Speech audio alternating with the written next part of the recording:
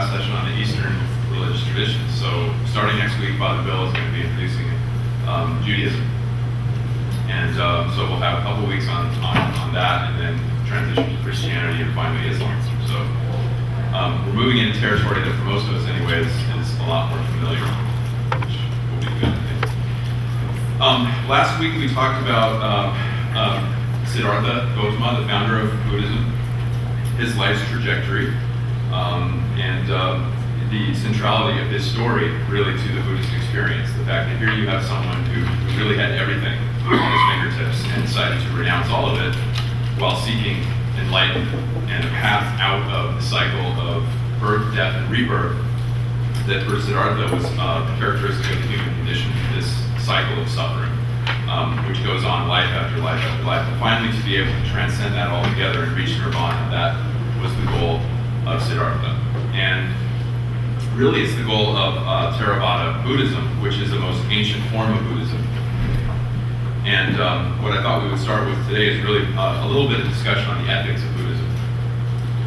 We talked last week a little about the Eightfold Path, which is based on three different categories of teaching, one of which involves kind of right understanding or right thought, the second of which includes the ethics of Buddhism, and the third part really is the most difficult and demanding part of Theravada Buddhism, which is really right consciousness and overcoming the cravings and desires that keep us locked in samsara.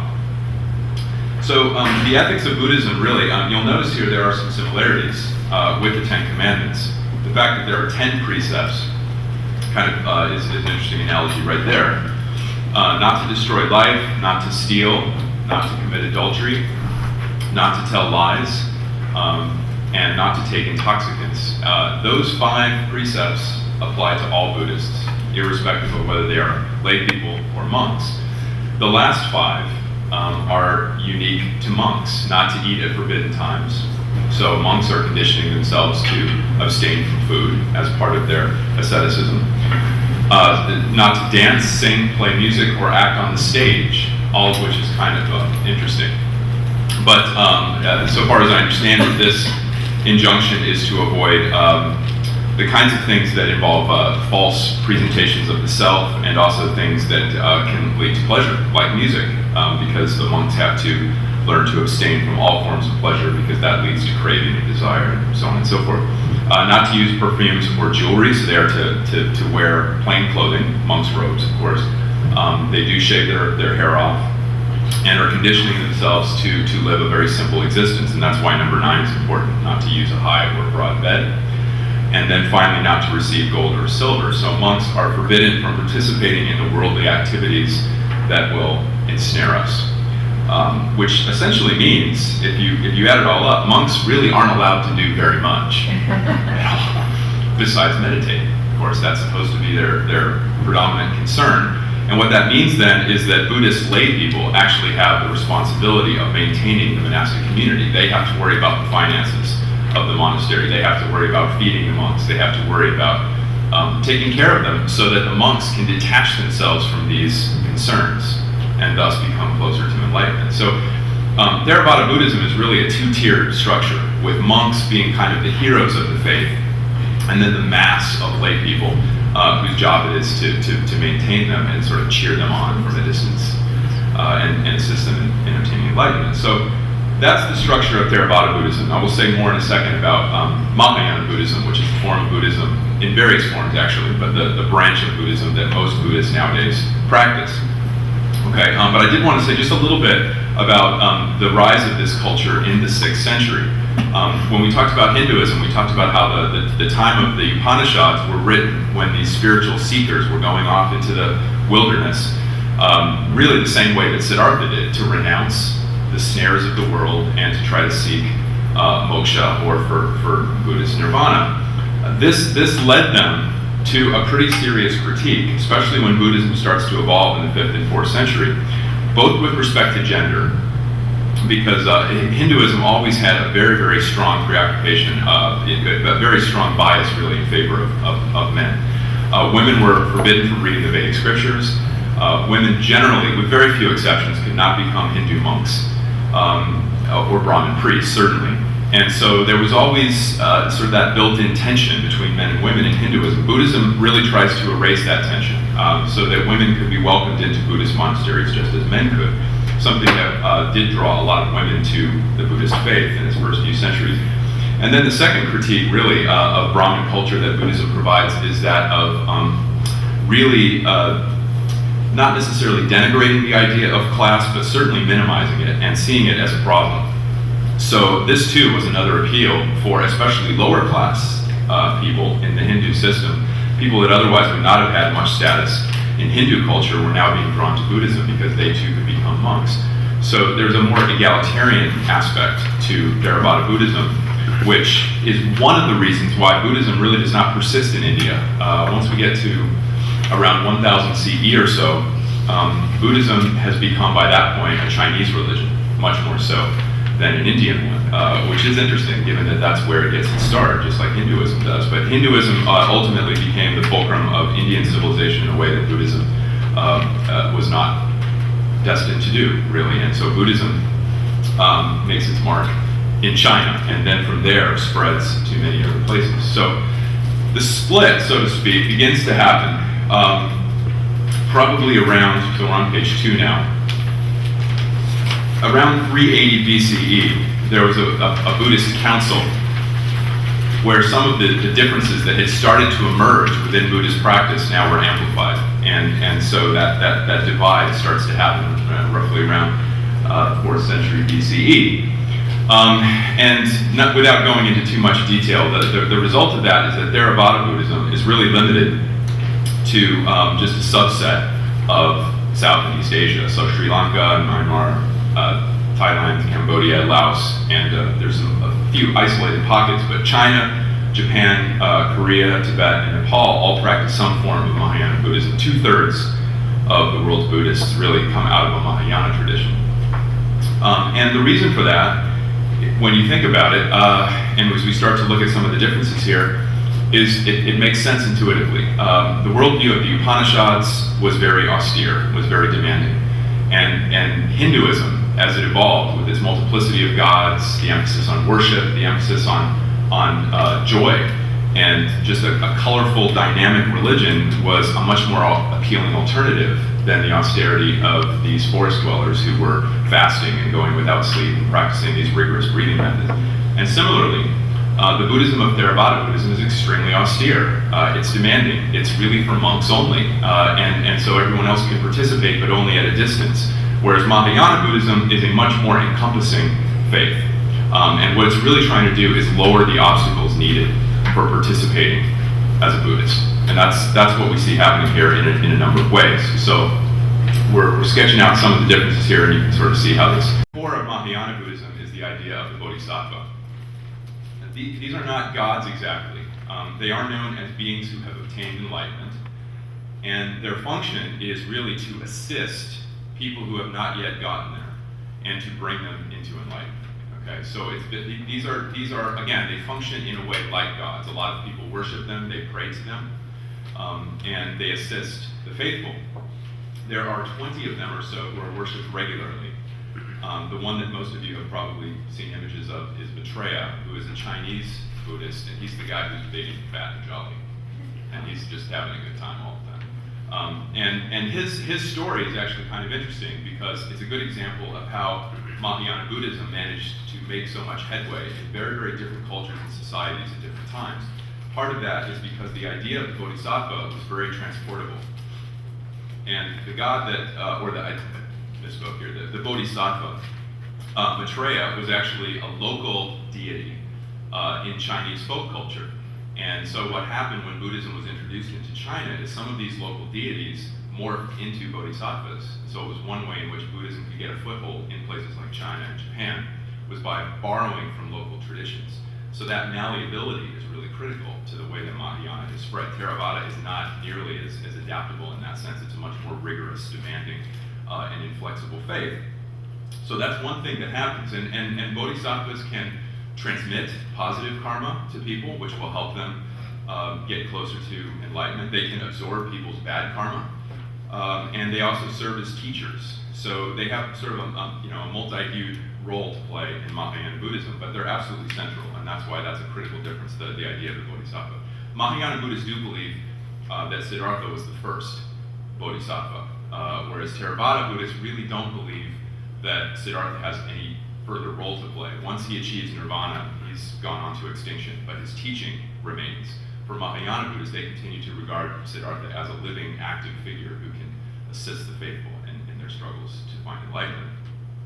The second difference really has to do with the understanding of nirvana itself. Nirvana for Theravada Buddhists meant that you were no longer.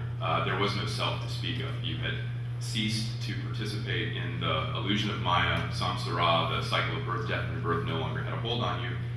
You were liberated, but liberated through extinction. For Mahayana Buddhists, nirvana takes on much more of a heavenly quality. It is a destination. It's someplace that you want to be, and it's where the bodhisattvas exist. So reaching that destination becomes their new understanding of nirvana.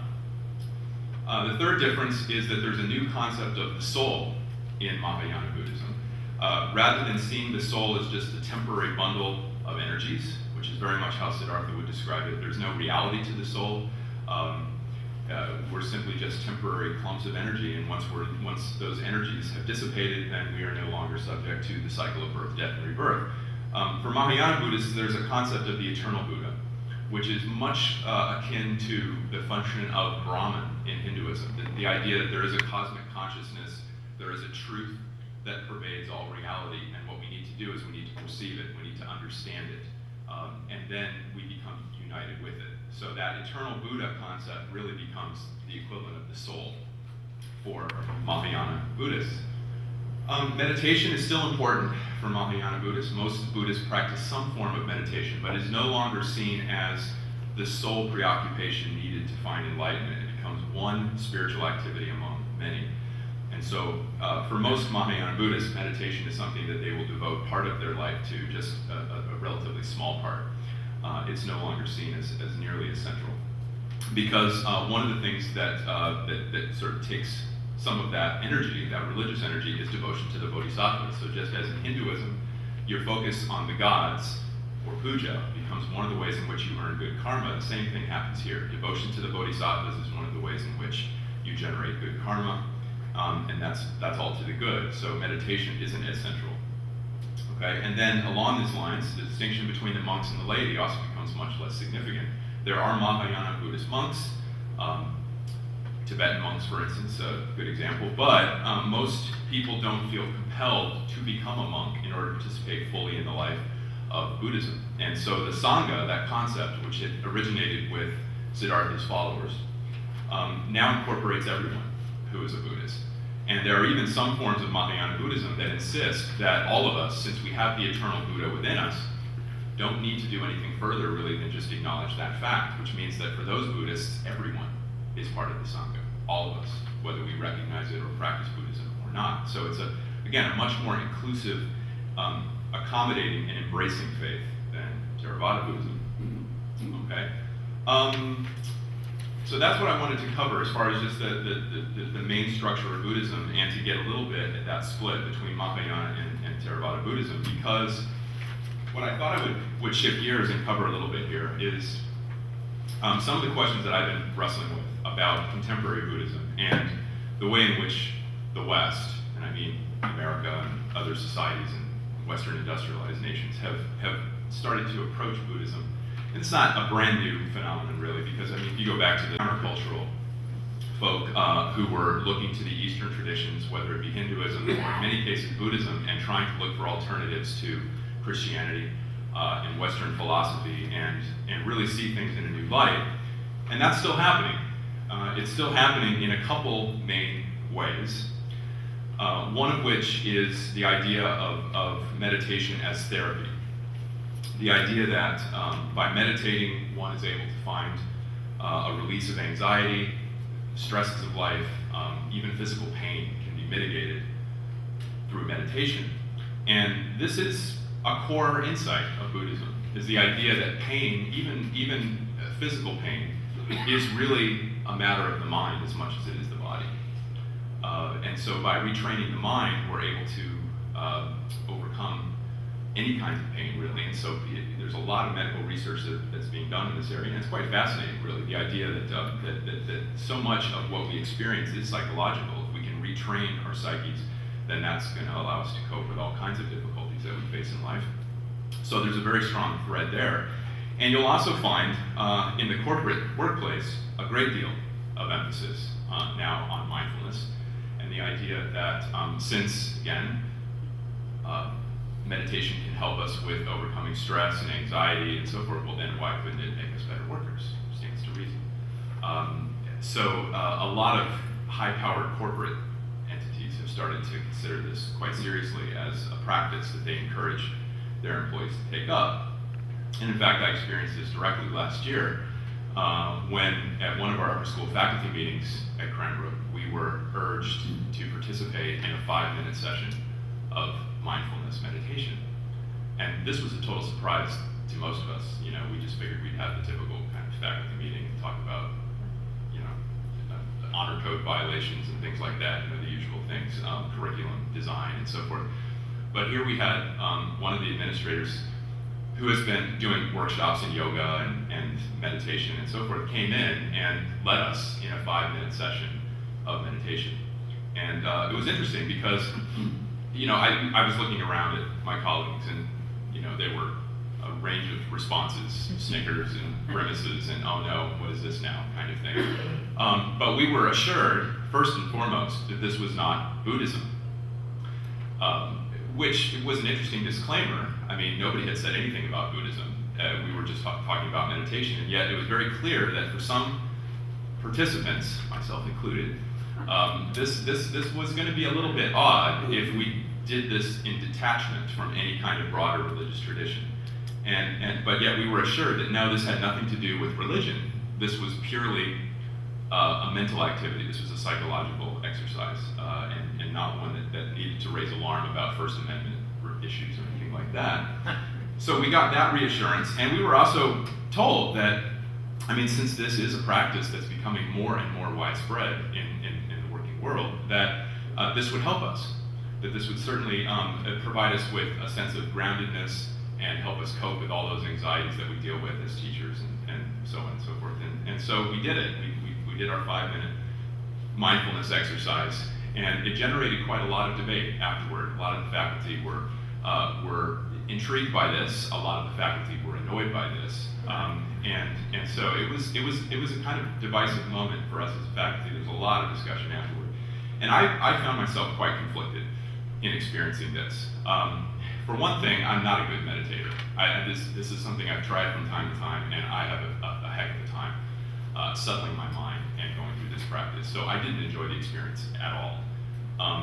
So that's part of it. It's just kind of my own personal spirituality and how I function.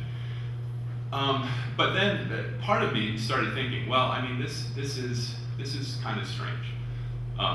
You know, and so I was asking myself, well, what would Siddhartha do?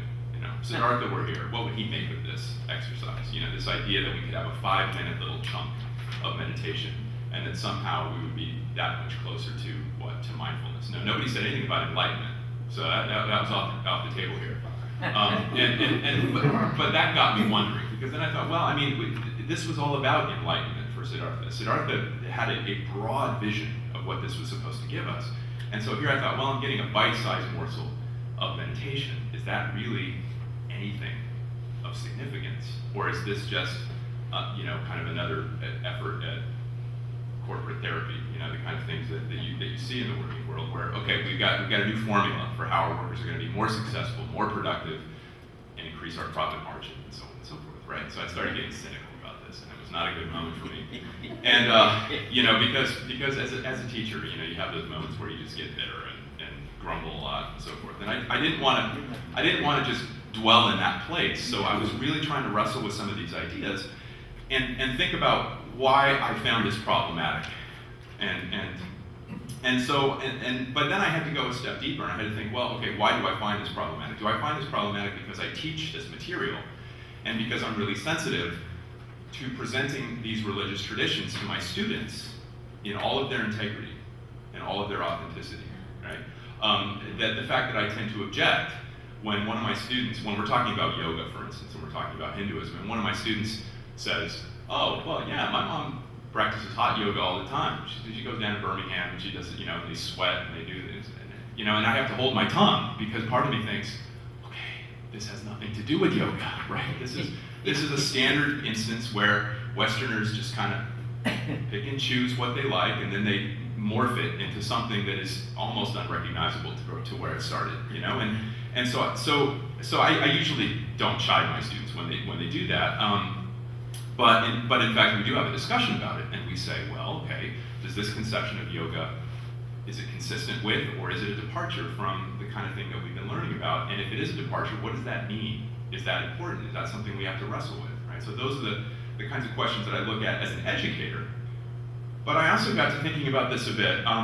Does my role as a Christian shape the way that I understand this matter? Is it possible that we as Christians have some sort of obligation to people of other faiths in helping them maintain their traditions and see their practices in authenticity? And that's really, to me, sort of an uncharted territory for us as Christians. The Bible tells us that we have to love our brothers, irrespective of what they believe, irrespective of where they're from, ethnicity, culture, all that stuff, right? But we love them because Jesus loved us, right? So that Christ-centered perspective is always first and foremost. We give the other what we believe they need because of what Jesus has modeled for us. Now, are we moving outside that paradigm altogether when we talk about helping our neighbors observe their own faiths? Because, of course, they're worshiping different gods. And in the case of Theravada Buddhism, of course, they're not even really worshiping any gods. This is an individual quest for enlightenment more than it is relying on a divinity for assistance. So how do we, as believers in a God, and a particular conception of that God, how do we approach other faiths that are wrestling with some of the same questions that we're wrestling with, right? How do we preserve our traditions in a fast-moving world that is, sometimes almost incomprehensible in its complexity and the challenges that we face? So what that looks like is not a question that I have any concrete answers to. And in fact, if we have time, we might discuss this question a bit. You have a question back? Yeah, yes, absolutely. Well, in light of that, I wanted to ask you, aren't we called to lead others to Christ? So how do you talked about helping them with their faith, but are we called to lead others to Christ? Yeah, we are certainly called to lead others to Christ. And so when you look at this question evangelically, well, now that seems to suggest, well, that helping to preserve other traditions in their authenticity might actually be counter to what we are called to do. If one wants to take that position and say that that's what anchors our approach toward the other, is the prospect of conversion, I would say that that's certainly one dimension of how we have to approach the other. I don't know that it's the whole picture, though, because certainly Christians have been called to assist their brothers and sisters in need throughout the centuries, irrespective of what they believe or practice. I mean, here I'm thinking, for instance, of the assistance that was delivered from dissenting Lutherans to Jews who were suffering during the Holocaust. There's no strings attached there. Well, we'll only help you and save you from the Nazis, but if you convert to Jesus after it's all said and done. No, there was a sense of, here's our brothers and sisters in need. We need to help them and do what we can to rescue them. So, I mean, it's complex. It really is. And so, yeah, again, I don't have any certain answers to this at all. I think there's a range of perspectives that I'd like to sketch, but again, more in the eyes of having a discussion about this rather than arriving at anything conclusive. There are a couple figures that I did want to just acknowledge here as people who are really kind of making these developments happen. One of them is John Kabat-Zinn. This is somebody who's probably had more influence than any other on the idea of meditation as therapy. And he founded an institute at the University of Massachusetts Medical Center, which draws on the Vipassana meditation tradition. This is a branch of Mahayana Buddhism, but in some ways very, very consistent with Theravada Buddhism insofar as it emphasizes the importance of mindful meditation. But what's different about Kabat-Zinn's approach is that he is adamant that this is not a Buddhist practice, that this is something that can be detached completely from the Buddhist tradition and practiced as more or less a pragmatic form of medical therapy. And he's done a lot of research, and there's a lot of projects coming out of this notion, and a lot of interesting research, again, that's being done to try to show that, yes, in fact, meditation can offer enormous resources to people who are suffering a variety of maladies. So Kabat-Zinn is one important figure, again, for the idea of meditation as therapy. And then we have Andy Puddicombe, who's the founder of Headspace. And this is an app that you can download for your smartphone, which essentially guides you through just a variety of sessions on meditation. And so far it's been downloaded by over 3 million people. It's probably a lot more than that since this article I was reading about Headspace was published back in July. So it's really taken off. And folks like Arianna Huffington and Richard Branson have become huge supporters of this idea. They've introduced it to their employees, and they've sponsored meditation seminars and things like that. So this is huge right now. The idea that you can apply meditation to almost any goal that you might have in life, and it will help you achieve it. So again, here's what I wrestle with. Okay, and then I'll throw this out. There's no Buddhist metaphysics at all in these concepts of meditation. In fact, they're insistent that ideas of karma, samsara, the cycle of birth, death, and rebirth, the desire for nirvana, none of that has any relevance at all for what is being practiced here. Mindfulness meditation is solely the idea that by focusing on one's thoughts and understanding what the mind is doing, then it can be more effectively centered and channeled so as to be more effective with whatever goal you might have in mind. And so if you're a Wall Street trader, mindfulness can help you become more effective and make more money. If you're a Navy SEAL and you're training to go into battle, mindfulness can make you a better soldier.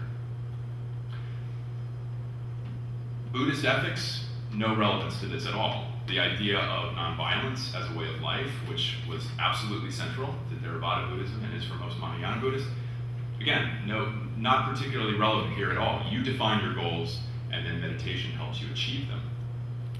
Okay, well, you can look at this as a positive example of intercultural exchange. If one of the reasons why we engage the other is to make it less likely that we will want to do them harm, okay, or more likely that we'll see them as beings worthy of respect and understanding, and that we can come to mutual exchanges that are beneficial and mutually productive, well then you could celebrate this as a positive example of what globalization can do in the 21st century. Okay, the fact that people will now look at Buddhist meditation and say, oh, that makes perfect sense, because I know lots of people that do that, and I've thought of doing it myself, and I think that there's many benefits to this. Well, if that's the way we start approaching other traditions, there could be a lot of positive gains to be made there. Okay, certainly it's a lot harder to consider killing someone when you actually respect their tradition and value it and want to adopt core practices from it. Okay, so there is a positive affirmation, I think, that can be used in this kind of setting to say, well, this is probably a positive thing. Certainly, there's more harmful ways that people can appropriate other traditions. So why shouldn't the various truths of the world's religions be available to anyone who can benefit from them? And then there's the second stance, which is a little more suspicious, that maybe what's going on here is kind of cafeteria style Buddhism. That people are just picking and choosing and taking what works for them and then discarding what doesn't, even if what they're discarding happens to be really, really central to the tradition itself. So how would Christians react if someone had discovered that partaking in Holy Eucharist had enormous benefits to one's life, that just going up and eating the bread and drinking the wine was somehow transformative? And it didn't matter if you did anything else, but there was just something really powerful about going up there at that moment, and then you're on your way, right? So we would have maybe lines of people who would just, form outside the building and come in just for communion, the hymns and all that stuff, who cares, and the sermons, well, that's not really all that central. But whatever's going on here, this magical stuff that happens with the body and blood of Jesus is really great. So just get your fix of that, and then you'll be on your way, and whatever you want to do, right? I mean, that would upset us, I think. I think for a lot of us, we find that strange, right? That's not participating in the life of a community. That's just sampling something that you think is going to give you some elixir, which will help you with whatever you're dealing with in your personal self-interested perspective. So if we take the metaphysics out of Buddhism, then is the tradition really being distorted beyond recognition? I think there's a real conversation to be had on that question. And so that's the stance of suspicion. And then finally, I think, and again, I have a hard time distinguishing my roles here as educator and as Christian, right? But I mean, part of me really wants to reject decisively the idea that mindfulness can be harnessed to the goal of self-realization, right? I mean, Siddhartha wanted people to renounce the self because the self was a trap, right? The idea that you can take meditation and use it to fulfill the self and all that the self desires and seeks in life, I think Siddhartha would say, well, that might be a deal breaker. Now, I say that, and that's rather presumptuous of me because I'm not a Buddhist, right? And I say this based on my understanding of the Buddhist tradition, which is admittedly partial, biased, and of course flavored by my own religious worldview as well as my scholarly disposition. So I'm very aware that my concern here might very well be construed by practicing Buddhists as totally misplaced, if not just way off the mark. Okay, and that's why the questions that I'm left with at the end are fundamental ones, and they're fundamental ones that we raise with respect to the Hindu tradition too. What is authentic Buddhism? Does it make sense to speak of Buddhism, which is a living tradition, one that has evolved enormously in 2,500 years and gone in many different paths and branches? Does it make sense to speak of that as one thing? And if not, then is it not possible to see it as a living tradition that can very well evolve in all sorts of interesting ways that Siddhartha could never have conceptualized, just as Christianity has evolved in all kinds of ways that Jesus would have, as Jesus as a man living in the 1st century CE probably would have found rather strange. So then, if that's the case, well then maybe speaking of real Buddhism or authentic Buddhism is sort of a non-starter. That's already a misleading kind of question to have. And then, of course, you have the even more interesting question, which is who speaks on behalf of Buddhism? I mean, should Christians be speaking on behalf of other believers from other traditions, or would we be better off just keeping our mouths shut, right? I mean, and now part of this, and I'm thinking a little bit about some of the things that Father Bill was talking about at the very beginning of these sessions, right, where Christians always have seemed to assume, especially once Christians started getting in power, with Constantine's becoming emperor in the 4th century, and really from the Middle Ages and then the modern world on, Christians have always assumed that it's their responsibility to fix everything. There's problems in the world, Christians are going to be on the scene. We're going to take care of it. Okay? And there is a kind of hubris, I think, behind that mentality. The idea that Christians alone really have the perspective needed to shed light on the situation and fix whatever's going on. It's led to a lot of problems over the centuries. Okay, a lot of problems. We can talk about the Crusades, we can talk about British imperialism and the way that changed the shape of India and Indian religions. We saw that with one example with Hinduism. And then say that, well, maybe all things considered, it's time for Christians just to step back and say, well, maybe this is an issue for Buddhists, and Buddhists can figure out what's the correct appropriation of the Buddhist faith and what isn't. And that, we can take a more passive role here and not feel that this has to be something that we can speak to or that we should speak to. And I'm wrestling with that possibility too, because I think there's much to be said for that. Would Christians want other traditions to speak for us as we sort out these kinds of questions? What's authentic Christianity and what is inauthentic? So that's where I'm left in my own musings on this subject. And with whatever time we have left, we could open it up. That would be great. Yes? I don't remember the exact quote, but I do know that Mother Teresa was asked about this very thing about her helping her mission in India, and she said she was there to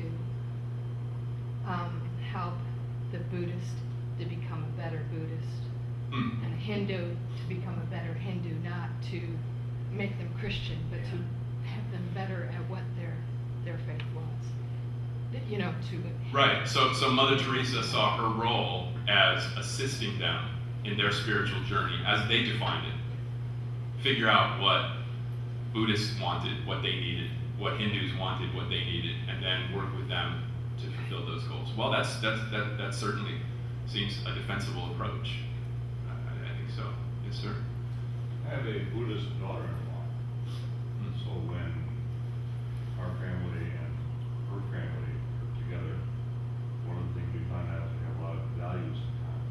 So the thing I found is that Chinese family tradition, I guess you'd say, mirrors a lot of what we value in the West.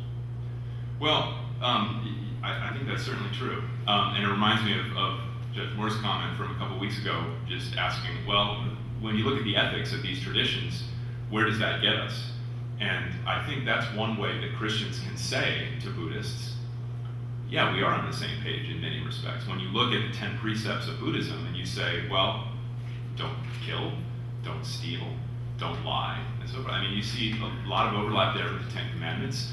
And Buddhists' desire to live in a world characterized by nonviolence and respect for the other. I mean, yeah, there's a lot of common ground there. So that Christians maybe need not feel that they're compromising their devotion to Jesus by working alongside people of another faith tradition, given that we do share a lot in common. And then, of course, you have those many examples of people like Thomas Merton, who really did consciously try to bridge the traditions to show what Buddhists could teach Christians about meditation, how meditation could be a vehicle to get you closer to the Christian God by detaching ourselves from the desires that ensnare us and so forth. So that seems a very promising avenue too. Yes. The other thing was when you were talking about them having you meditate at work so you could make more money or you could do this or that. Obviously, when you're meditating with that in mind, you've got the wrong motive. But I think meditating with the right motive, like as a teacher, if God, help me to teach my students and grasp all the spiritual truths, then that's a different thing. Mm-hmm. Yeah, I think you're right. There's an odd juxtaposition with this idea that meditation that you're supposed to let everything go, and then when the session is over, pick it all up again with renewed fervor and intensity. and that's, I think, for me intellectually anyway, where I have the biggest concern here with this approach, that you can just take any pursuit at all and meditation is going to make it more effective. At least if the tradition is correct in insisting that the ultimate goal here is detachment. The idea of letting go and releasing and trying to get past desire. But again, that's one interpretation of Buddhism. If you look at Siddhartha's first teachings, it's curious that he really doesn't spend a whole lot of time articulating the metaphysics of Buddhism. In some ways, the metaphysics of Buddhism really evolved out of those first generations of his followers who had to articulate these issues a lot more, it seems, than Siddhartha did. What Siddhartha was actually doing was sort of just laying out a blueprint for psychological overcoming. And so whether it had anything to do with samsara and Maya and all that sort of thing is kind of an interesting question, because a lot of what we know of Siddhartha was really filtered through his close followers. It's very similar in some ways to trying to get at the real Jesus, so to speak, when Jesus is given to us by his disciples, right? Their conceptions and the questions that they found interesting and important about him. So there's a lot of complexity to this issue when you start to dig into it. No question. Yes, ma'am. I have problems myself with the notion that we have an obligation to help them. That somehow, does anybody else come off with the feeling that there's a patronizing attitude there that might be getting in the way of, for example, working with them or working towards some common understanding, or you know what I'm saying? Yes. Are we in danger of taking a patronizing posture by even asking this question? I'm very sensitive to that, and I think there's a real danger there. And it's Yep. difficult. It's difficult because, the whole attitude of supports that feeling of I'm helping, I know better. But that's an ongoing shadowing, perhaps, of where we are and what we're about. Yes, absolutely. Did you want to speak to that? Yeah, I was going to say, Scott mentioned, bringing people to Christ. I mean, clearly the gospel of Jesus is the way you bring people to Christ is by the way you live your life. And the way you internalize your faith in God. That's the best evangelization possible. It's not, standing on a street corner, thumping a Bible. So to the extent that, whether it's, these meditative practices that have been sort of, Thomas Merton, Thomas Keating comes to mind, to the extent that this gives you a closer connection to God, your understanding of God, and the prohibition against, alcohol, maybe, giving up meat, like a Buddhist monk would be required to do. If that gets you closer to your understanding of God, you are bringing people to Christ by the way you live your life. And I think to that extent, it's all to the good. And when I hear of evangelization, my concept is, how are you living your life? Tell me how you're living your life, and I'll tell you, whether you're really evangelizing. So. Well, and it may be that by at least being open to other traditions and what we can learn from them, Right. that posture is in itself much more productive than how can we help you. That's You're right. I mean, yeah, because that question is highly presumptuous, and there's always a danger of arrogance. I mean, it's an there. inside job, Yeah. not an outside job. Yeah, it's not about proclamation. Right. It's really about sort of a submission in a way to the other and what we can learn. Yeah. I live in a multi-religious household. Oh, you do, don't you? Yeah. And I would offer to you that I think an alternative stance that maybe isn't on this is one of sorrow.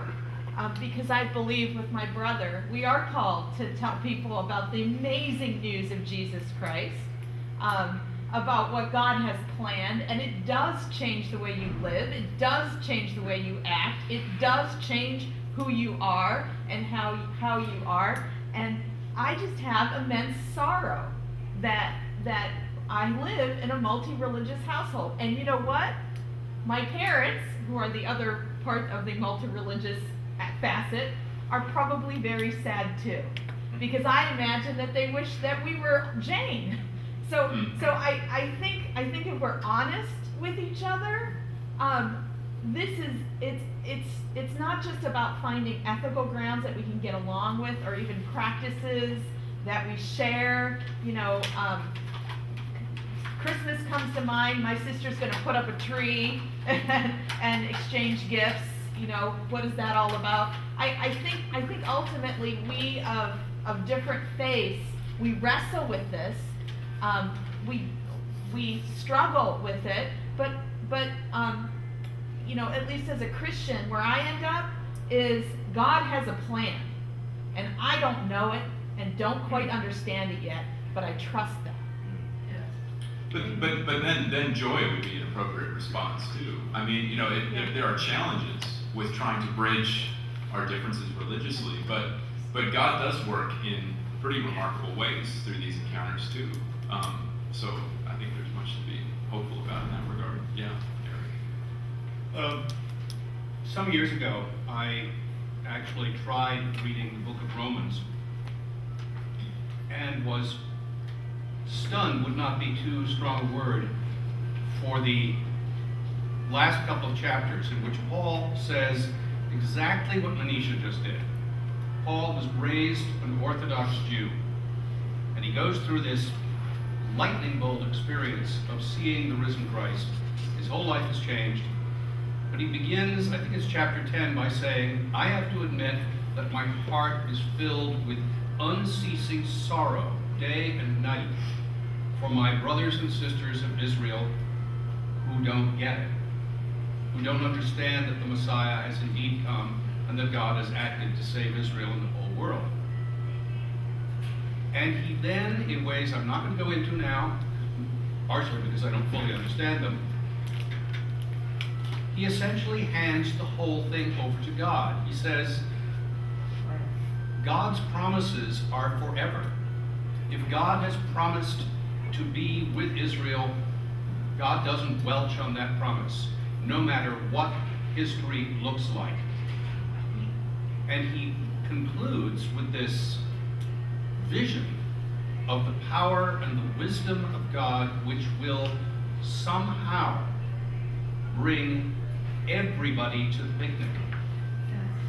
God is not welching on God's promises. We don't have to engineer anything, but certainly to be faithful.